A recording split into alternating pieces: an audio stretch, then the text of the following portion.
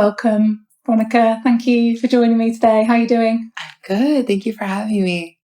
Can you share a bit about what it is that you do and how you help people? Yeah. So I am a mentor for women, and I help women overcome comparison and be more brave. So I teach workshops around vulnerability, connection, and courage. Sounds amazing. And I don't know if this is normal, but just knowing that we're going to talk about vulnerability, I almost feel a bit scared to even talk about it, because it feels vulnerable to even talk about that topic. I think, it's something that so many of us try to avoid or run away from, or we're kind of blocked in that area. So I really am looking forward to having this conversation with you. Can you, so what is vulnerability? Let's start there, shall we? How do you define that? Vulnerability is truth. Yeah, it's the courage to take off the mask. And really take responsibility for your truth. Yeah. And it's risky and it's scary and it's uncomfortable. It never feels comfortable. At the point where where vulnerability does feel really comfortable, it's probably because there's something that's a layer deeper that wants to be shared and wants to come out.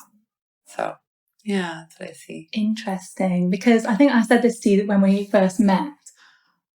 Oh, vulnerability must just be easy for you because you teach this, and it's this assumption that we have. And I often talk to people about this in terms of confidence. We look at people who are confident, we think they've got it all figured out. They never doubt themselves, and actually, that's not the way it is. So I have to ask: Are you somebody that finds it easy to be open, to take off the mask? What's that experience like for you?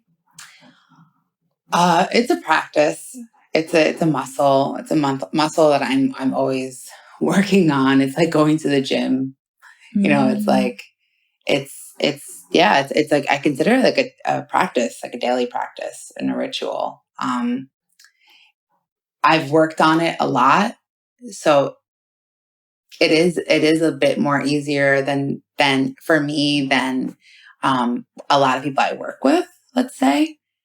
But because I've done the work, or I've done work on it, and it doesn't mean that I'm done and I don't need to like practice it anymore. I don't get scared. Like it always scares me, and it's always uncomfortable, and there's always the risk of my biggest fears happening if I share something really brave.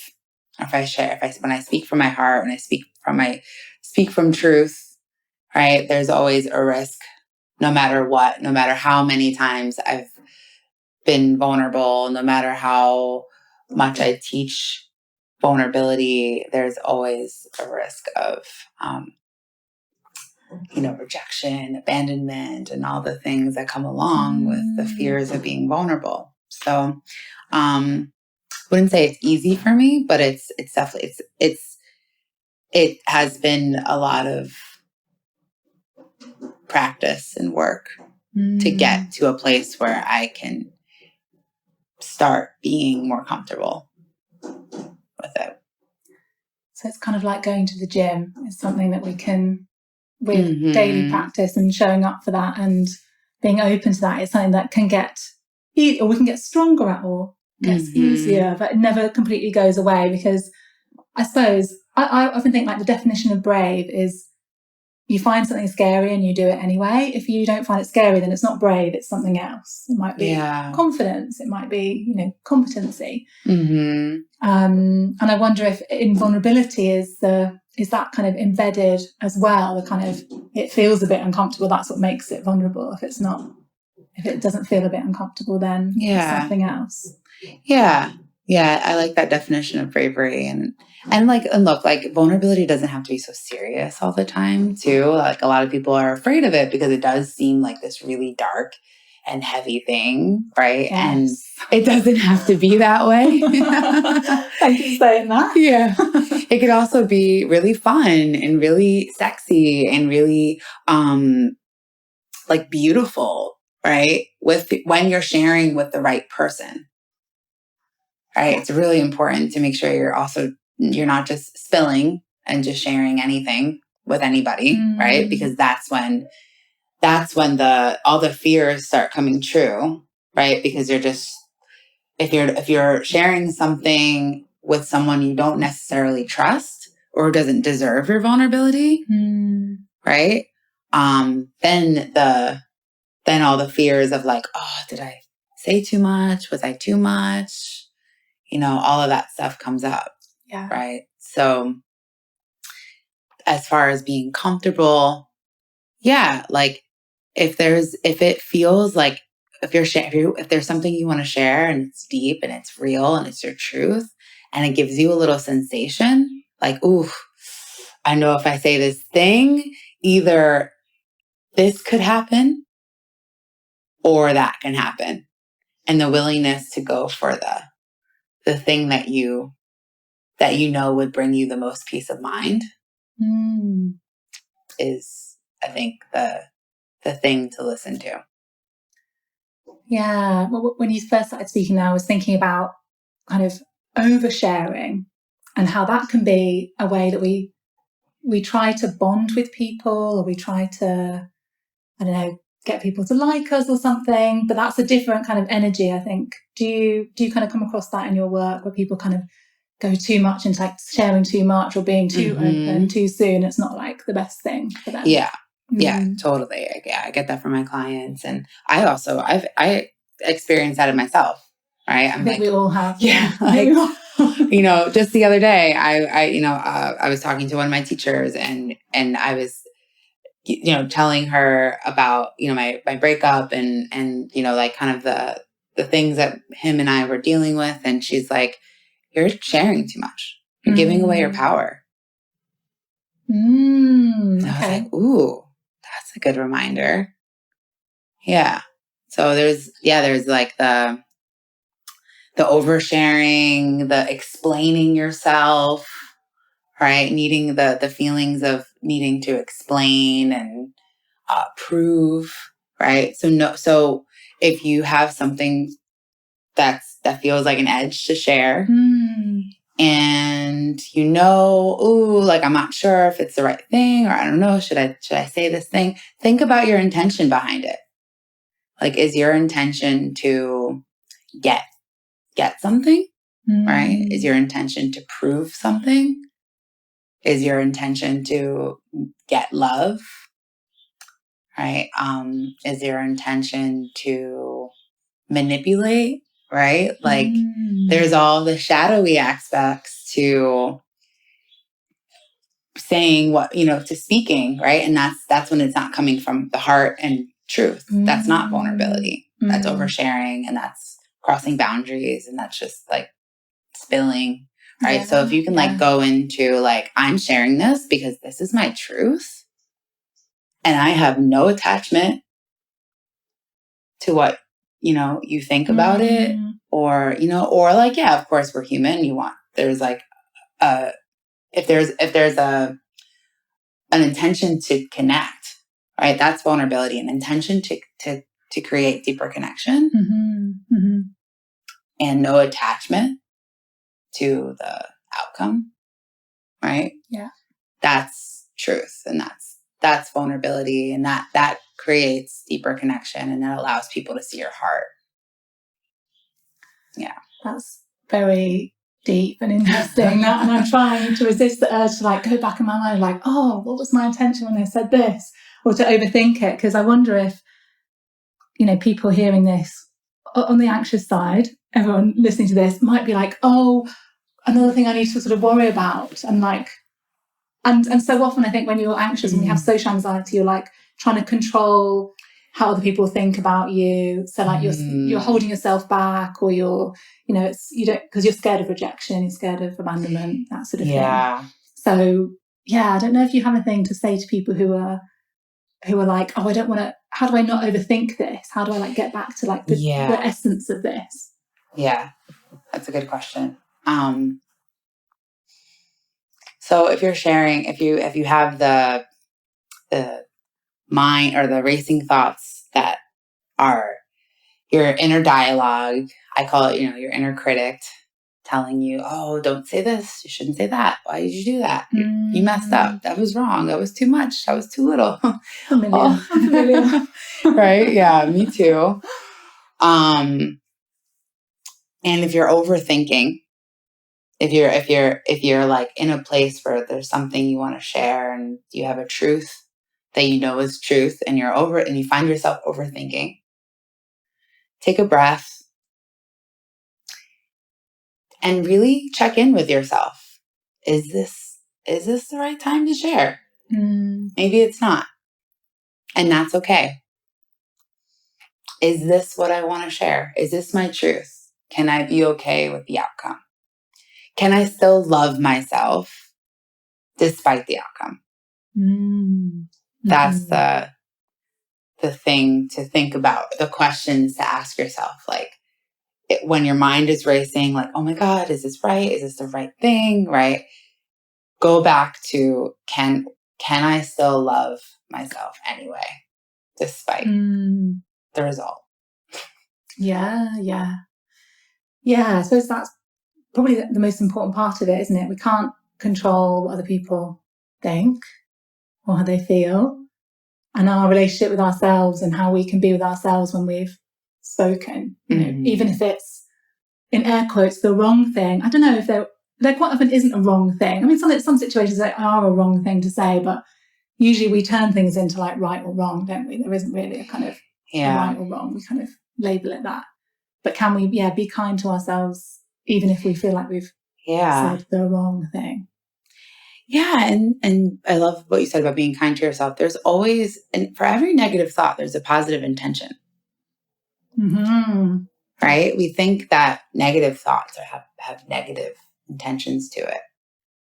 I did a hypnotherapy session with one of my friends this morning, and I felt stuck at one point, and I hated that. Like I was like, oh, why do I feel stuck?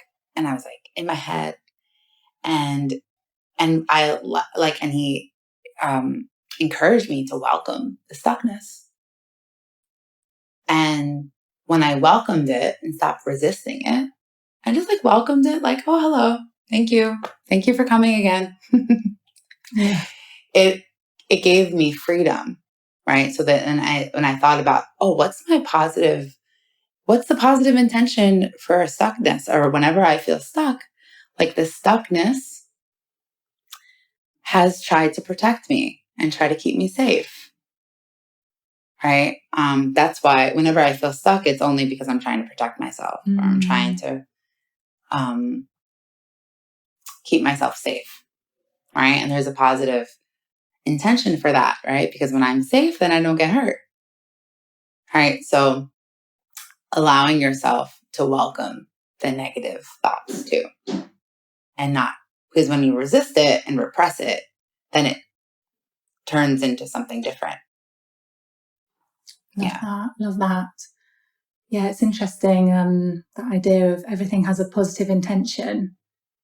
I think we most of us don't realise that, but when you dig deeper, you find that is the case, and even every behaviour that we have has a positive intention. Even if it's like a self-sabotaging behaviour, there's some kind of good thing. It's often about trying to keep ourselves safe, or trying to comfort ourselves or something like that. But yeah, it's really interesting to think about it in that way. And I know that stuck feeling so well, like in a session of hypnotherapy or coaching or something, like when you're most stuck, it's like usually you're not far from like a breakthrough or like something really good happening on the other side. If you can just get through that, like if you can change your relationship with it, or versus like, oh, why do I feel stuck, right? There's this negative connotation to the negative feelings and thoughts. So can you share a bit about what are some of the things that you've noticed in your clients that they struggle with when it comes to vulnerability and being brave? Like, what sort of situations or what sort of challenges do people tend to have? Comparison, inner critic, imposter syndrome, feeling like a fraud, not feeling good enough, and with the skill sets that they already have, being vulnerable as a leader, like expressing vulnerably as a leader, right? And that ties into the imposter syndrome of like, oh well, because I have this title, or I'm ambitious, and I have a company, or I'm whatever leadership role some people have, they think that with that they can't be vulnerable or can't express their feelings or express themselves. So I'm in service to the full self-expression of people, of leaders, and overcoming comparison and jealousy, and because I've experienced that a lot recently myself. Right. Yeah. In this, like, however I'm expanding and shifting in my life is a result or a mirror and a reflection of what my clients and my future clients are going to be expanding and changing and shifting through as well. So yeah, totally, me too. And I think there's sometimes that pressure, no matter, I don't know, we know what it's like as coaches to be, you're helping people with this thing, and sometimes you're going to get affected by the thing as well. Like, I help people with anxiety. Sometimes I feel anxious. I'm not calm all the time. People expect me to be calm all the time. I'm not. It's like a work in progress. But there can be that kind of imposter syndrome that can come in, like, hang on, who am I to like do this if I'm not perfect? I think it comes down to, I think we need to like be perfect somehow. And I know that so many different professions have that. I've got, a group of friends who are doctors, and they say that they experience that. And, that sense of, I'm not good enough, or imposter syndrome. Can you share a bit about your experience of that, or the sorts of things that have helped you to kind of navigate to any of those? Yeah. What has helped me recently?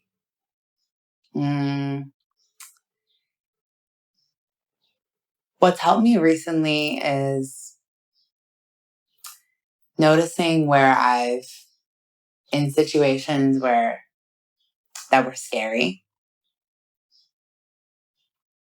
noticing, or in situations that were scary, in situations where I've made mistakes as a leader, as a coach, as a partner, that I had power in every choice that I made and didn't make. And the choices that I made were just like the choice that I made. And there's power in every choice, whether it's the right choice or the wrong choice, right? It's like there's power in it. And just recognizing also like the shame spirals. Like, if you're someone who's gone through shame spirals, like I went through a shame spiral recently. I made a mistake, at work at the end of the year, and I went through this like big shame spiral and like went into a shame cave. Right. And what got me out of that was recognizing my power, right? Recognizing the power of my choices. And also like recognizing that shame was a cop-out for me to avoid looking at the truth and the deeper thing. So in like really, really being honest, like honest from a place of like responsibility and not like shame and blame and projection and blaming other people. Like, oh, it was because of this. It was because of them. It was because blah, blah, blah. It's like full ownership of like, this is what I did. This is what happened. I could have done this differently and I didn't. And loving myself anyway, forgiving myself, loving myself. That's a big thing. Yeah. So power and choices, recognizing where you're like numbing and like using your thoughts about yourself as like a coping mechanism to like prevent you from doing the thing that you said you would do or the thing that you really want to do. And yeah, of course, like truth and vulnerability and like and responsibility. Yeah. So there's so much there. So so is it almost that, do you think that our thoughts are somehow a way of numbing or kind of escaping from dealing with something or facing it head on? Or do you think our thoughts are a way of getting out of dealing with something? Yeah, sometimes. Because if you're constantly here, like in your head, you're not going into the body. It's really hard to really connect to like the truth and the deeper thing if you're constantly up in your head, right? Because your head is, there's your thoughts and your mind is a gift, right? And there's messages and there's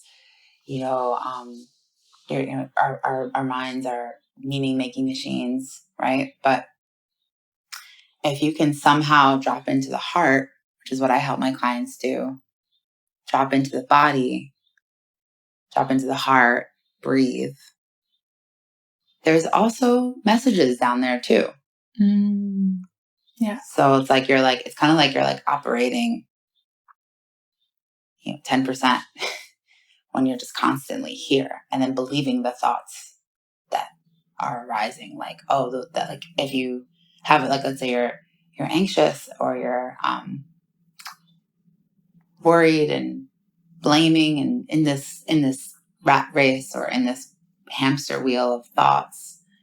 If you're just listening to the thoughts, it's kind of like you're like running around in a mall, just looking for the same store, looking for the same shirt and not finding anything. And then if you're not going into your heart, like, okay, what is my heart saying? What does my heart need? What's really there? And then going down into your body, like your gut, like your instinct, right? It's all like your animal. That's the deeper thing too. Like, ooh, like what is the truth? And being with that and loving that part anyway. Yeah. Yeah, I've heard before people say that we'll overthink things to avoid having to feel, because it's like a distraction, or it's like maybe it's easier. Maybe we think it's easier to think about stuff than to have to feel. We're not very good at feeling, are we, in our culture? And so, so actually connecting with, I love it, we talk about the animal, like your body. Yeah. To see, put this part of yourself that has so much wisdom, and we can't always get the answers from our cognitive state. Yeah, and it's like, and there's answers there, right? But if you find yourself continuing to go to the same place every day, there's probably something that you're afraid of, or there's something that you're not really owning and taking responsibility for, right? Like, I had a thought that I was going to say about like the mind and, I forgot, but it'll probably come to me. It'll come back. Yeah. I think like I wanted to answer your question about like the cop out. Oh, okay. Piece. From people who struggle with meditation, and if you're closing your eyes and you're like you're like, oh my God, no, I'm thinking about this thing, I'm doing that, blah, blah, blah, blah.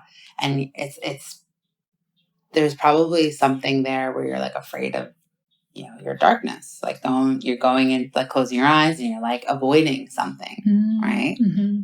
And it's not like a blame or a shame. It's just like noticing and being aware of like, oh yeah, like I'm afraid to just sit here.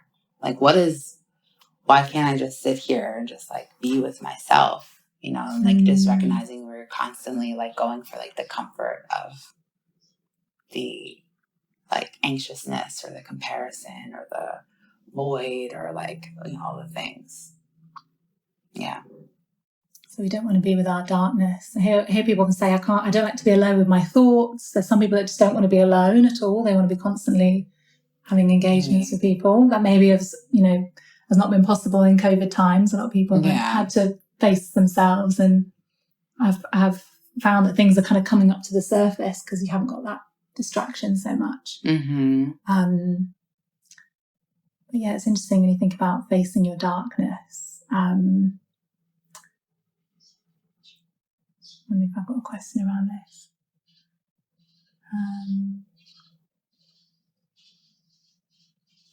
Do you think that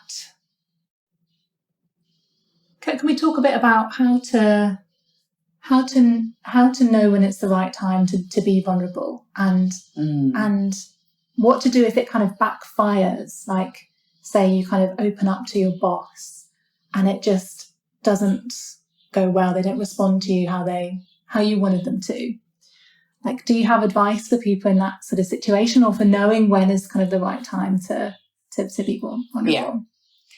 So going back to responsibility, right? Like, make sure that whatever truth you have to share, it's coming from like your willingness to be responsible for the outcome, the consequences, the actions, like making sure like if you're sharing something, you're willing to be responsible for like what happens and what doesn't happen. Right? So if it doesn't go the way you want it to go, can you come from a place of like full ownership of like, okay, I knew that. I knew that was a possibility. There was a risk there and I took it. Right? And can I be happy with that decision or like be with the crappiness of it, right? Whatever it is. And it always comes back to like a place of love and like self-love. Like, can you still love yourself anyway? Right? Because that's the big fear around it is like, oh no, I said this thing and then now this happened and blah, blah, blah. And it's like, okay, can you be gentle with yourself and have compassion for yourself? And like, can you clean it up? Right? There's like this fear of like, oh, if I say the wrong thing, nothing's the wrong thing. Right? It's like, if you're speaking from your truth, right? And you know that you created like a safe space to speak, to be vulnerable, to be authentic. And you know, it's like, it's the right space. You checked in with your boss. Like, hey, can I have this? Hey, like I have something I just want to share with you that's been on my mind since our last conversation. Do you have a 30 minutes to talk? Right? Yeah. Making sure that like you're taking responsibility for like the space you're creating, making sure that the other person is okay with the vulnerability and the conversation. Yeah. Right? Because like once you create that, then there's no like, then it's harder to make yourself wrong. Right? If something were to go the way you hoped for. Yeah. And then also just notice your expectations. Are you having expectations? Are you putting expectations on this other person to give you what you want? Right? Yeah. It's like, whatever it is that you're sharing, whatever truth you have, make sure it's just like coming from like full ownership, full truth, responsibility, and love. Yeah. Yeah. I really like that about kind of checking in with them, letting them know maybe about what the conversation is going to be about a little bit before, like just bursting into the room and kind of blurting something out. It's not about doing that. It's about maybe asking them if it's okay to have like a bit of a difficult conversation or something. Yeah, exactly. Like saying like, hey, like I just have something like on my space I want to share with you. And it's been, so it's, it's difficult, or, or it feels like, like I have something that like I just want to share with you that has been difficult for me to share. Mm-hmm. Right. And then, also want to make sure that like you let them know like, oh, hey, it's not like, nothing's wrong, or like, it's not like nothing bad happened. Right. I just have something that I just need to share with you. Right. Are you in the place for that? Right. Because, for some of my clients too, like they think like, oh, like I'm just going to go tell my boyfriend how I feel. And, you also have to check in with the other person that you're about to share something very deep with, because that whatever you share could have a big impact on that person. Yeah. Yeah. Yeah. And like also after you share, you can ask the question like, oh, how is that for you to hear? Yeah. Oh, where are you? That way it gives the person like opportunity to be, oh, well, like that was really hard, or thank you. Or like, oh, I'm feeling angry about what you just said. Right. And then you get to choose how you get to respond to that. Yeah. Right. Yeah. I know that with my partner, if I just kind of spring something on him, it like, he can't like, it needs to be said, right, can we have a discussion about this? Can we have a discussion about like our big life plans? If I like spring it on him at dinner, then he doesn't respond very well to that. But if I say like, can we have a conversation about this? Like, later today, like, are you okay to do that? And he'll be like, no, actually, I need to have my head's in my work. Like, can we talk about it tomorrow or something? Yeah. That seems to work better. Yeah, totally. Yeah. Then it's like you take the pressure off of them too. And you just like take full responsibility for your vulnerability too. Yeah. Yeah. It's interesting talking about responsibility. Like a lot of people I've heard recently say like, this is like the key to everything, like taking responsibility for yourself in like every situation. Like, but it's one of those things that like, it is quite hard to hear if you feel like you're kind of like the victim of your circumstances, or like you're like, my mental health is this way because my parents were like this, or like, so I'm always kind of like, part of me knows like the responsibility thing is true. There's a part of me that really resists it, and kind of, so I don't know, can you share a bit more about that? It's kind of a nuanced kind of topic, I think, or a bit of a tricky topic. I've been really into that recently. This one of my teachers that I've been like really into and like listening to, and I just did like a really big workshop with her over the weekend, Perry Chase. She talks a lot about victim consciousness. She's a little triggering if, some people like don't like her, or you like love her. Like I love her, right? But it's like, she talks a lot about like victim consciousness and like how to be responsible for your truth, right? Then there's also Lynn Forrest that I've been really into recently. She created this formula called the reality formula. And it's basically like this triangle and the bottom of it is victim. And it's like victim and observer is like where you want to be the observer of the victim and where it's coming from. So like, and it all stems from like our nervous system and how we react to things. So you might, like for me, I'm a rescuer. There's a rescuer and then there's a persecutor, right?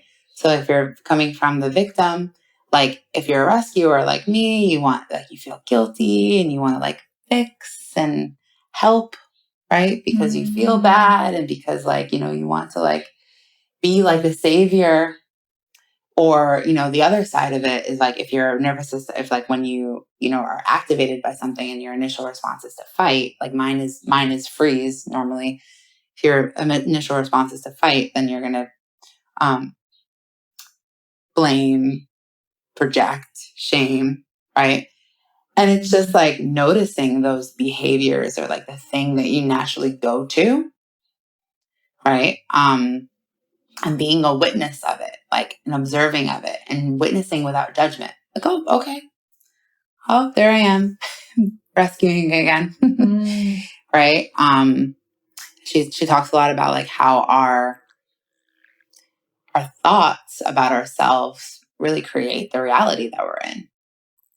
So if you think that you're a victim to whatever circumstances you're in, there is a big part of you like liking it and staying there and like choosing to stay there. Right? You can blame and shame and guilt and judge your reality all you want, right? But there is a part of you that like you're staying there because you want to stay there and because you like really believe that about yourself. Right? And it's like it's hard to hear. It's like I know if you're listening, it could be like really triggering or like, you know, you could be like, Veronica, I don't agree. Right? It's like it's a nuanced thing for me myself too. Like, because I really like I want something to blame sometimes. I really do. And I know that like everything that has happened in my life, you know, despite the circumstances I was born into, like the reality I was born into, or like things that happened to me that weren't that I didn't ask for or like I didn't want, right? That's true. And there's also like this realm of like seeing it from like, okay, where is my role in that?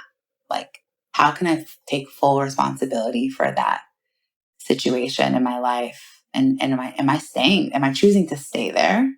Or is there part of me that like is willing to witness that part of me that is not a victim, right?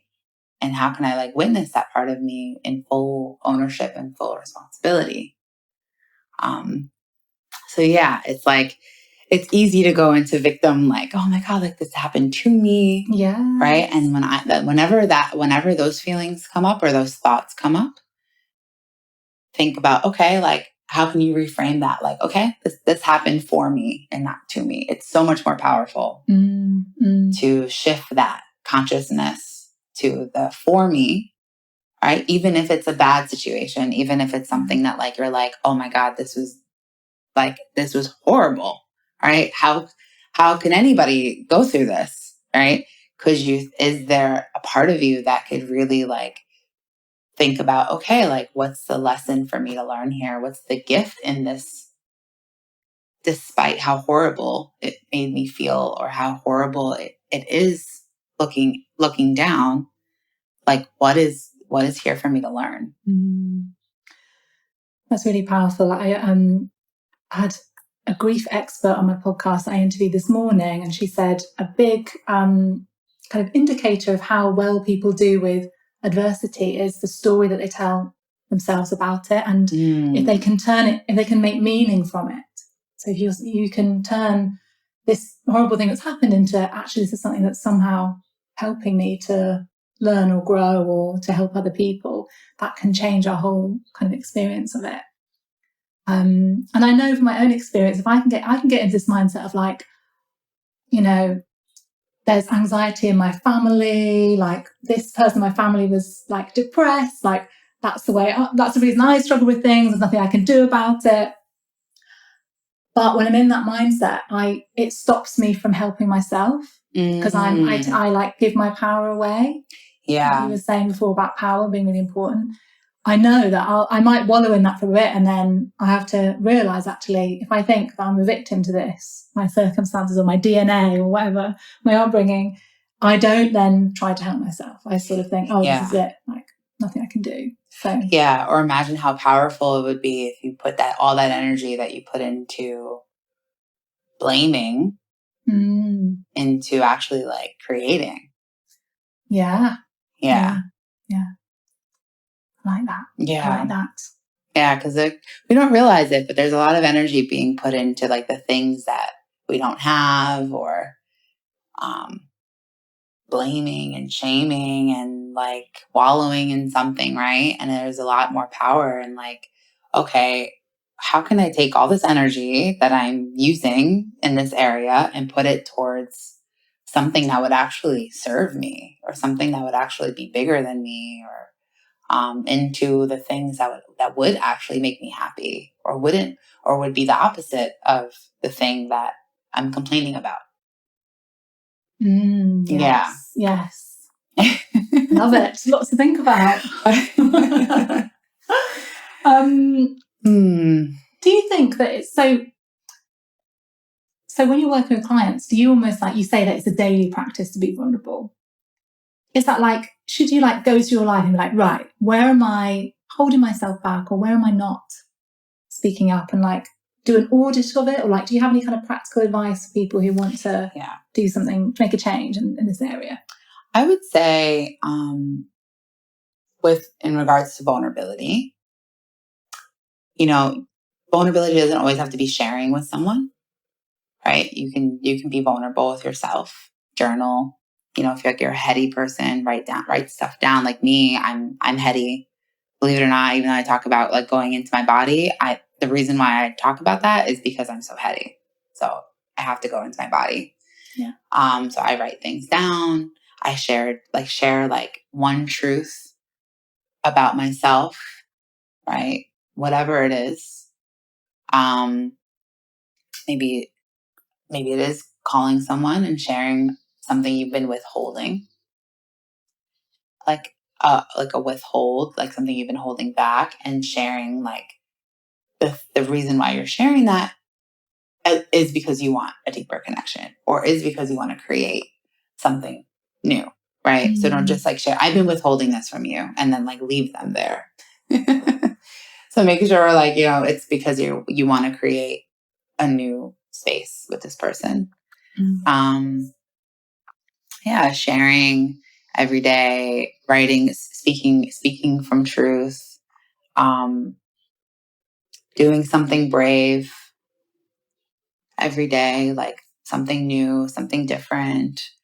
Just stepping out of your comfort zone, and all doing that from, ownership and love and responsibility, and not from I have to do this, but like, wow, I want to do this. Yeah. I love that. And I know, just thinking about different things that I've done and that I felt really vulnerable, and then afterwards you feel so good. Like you feel a boost inside because you've challenged yourself, and you've not died, and you feel better in the future about sharing more. And it's one of those things where it's it can feel so awful at the time, but then afterwards you feel really good about yourself. Yeah. So totally. Yeah.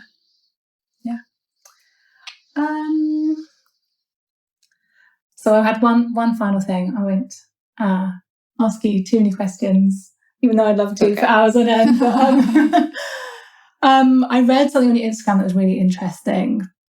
How you judge and analyze others is how you judge yourself. Can you share about what you mean by that? So my work, I talk a lot about like shadow work, and like making the unconscious conscious, right? And meaning like there are these subconscious thoughts that we have about ourselves that we reflect and deflect onto other people. So if there's someone or something in the world that triggers you, or activates you, or causes some kind of sensation in your body, it's probably like a reflection of you. So like something that one of my teachers said, she said, the world is a mirror for your triggers. Right. So wherever you're judging or analyzing someone else, there's probably a place in you where you're judging and analyzing yourself. Right. So like for an example of that is I judge women who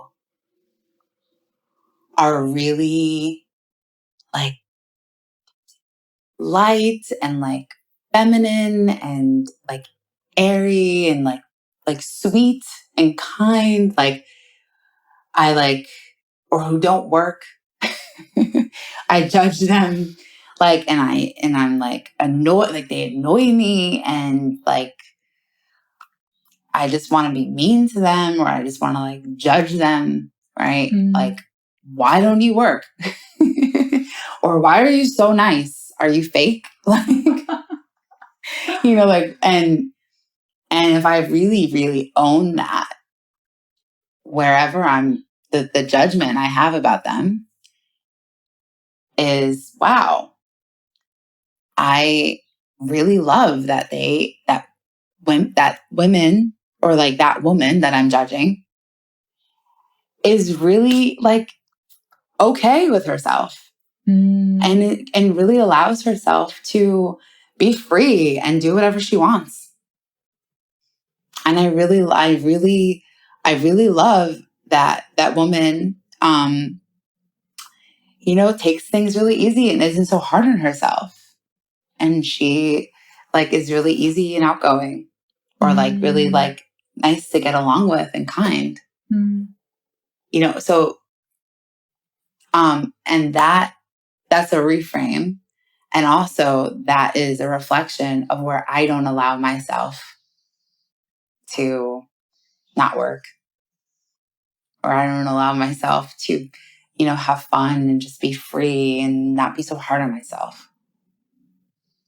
Yes. Yeah. And we've all got something like that where we're suppressing something in ourselves, and then we kind of like project it onto someone else, or make someone else wrong for being that, because we kind of want to be like that, or we have that. Yeah, we'd like to be like that, perhaps. So, yeah, but we don't allow ourselves to be. So it's like, how come she can be like that? Or, yeah. Yeah. And it's like, and we spend so much time and energy putting into like, what's wrong with that person? Right? Like, oh, she's so annoying. Like, okay, what is the thing that's annoying you? And where don't you allow yourself to have that? And what part in you are you judging about yourself that you don't get to have that? Something that I'm going into now is comparison and envy. Mostly because I've experienced that very much in my life. And, I'm teaching a workshop about comparison in a couple of weeks. And the thing I really want to go into is, those parts in you where you're comparing yourself to someone else is a reflection of your own self-judgment for not having that, or feeling like you don't deserve to have that. Yeah. So we can use that to get to know ourselves more and get to know what we need to like heal in ourselves more. Yeah. Yeah, totally. That's like, I'll give one more example. Like for me personally, like, there was someone last year that I was like really jealous of, or I compared myself to her because she made so much more money than me and she was like killing it. And I was comparing myself to her, and I was like deep, like underneath that was a desire. Underneath my jealousy and comparison was a desire to have that. But I didn't feel worthy enough of having that. So it's like this judgment, the self-judgment that comes up, whenever we're judging someone else. It's probably there's a place inside of you where you're judging yourself about not having it or having it. So good to explore. So deep. And it's like, it feels like quite yucky to like even think about that, even admit that we have those sorts of judgments of other people, but I think we all do, and we can use it as something to shine the light back on ourselves and think, actually, what needs to be healed in me. And I want to speak to like the yucky feeling. Like, don't be afraid of the yucky. Because deep inside of you, there is something yucky when you're not like owning it and being responsible for it and like being honest about it, right? Like there's beauty in the yuck. Like you go inside the muck, don't stay in the muck. But if you can allow yourself to like go underneath the dirt and get really honest about it, there's actually gold underneath the dirt. Yeah. And I know that from experience. Go get mucky, everyone. Yes, the muck. Yes. Oh, so good. Thank you so much for everything you shared. I feel very inspired. You give me lots to think about. Where can people find out more about you and what you offer and anything that you're doing? Yeah, so I lead monthly workshops online. I'm in Bali, so I do lead some workshops here in person now, but you can attend a workshop online. So my workshop is called Vulnerable AF. And then I also, depending on the outcome or what's alive, I do different topics. So the next topic that I'm talking about is comparison. And how you can find me is you can go on my website, veronicakaulinis.com. And then I'm really active on social media. So you can find me on Instagram, mostly at vulnerableaf or at Veronica Kaulinis. Amazing. I'll put all the notes in the show notes. And thank you so much. Thank you. Thank you for having me.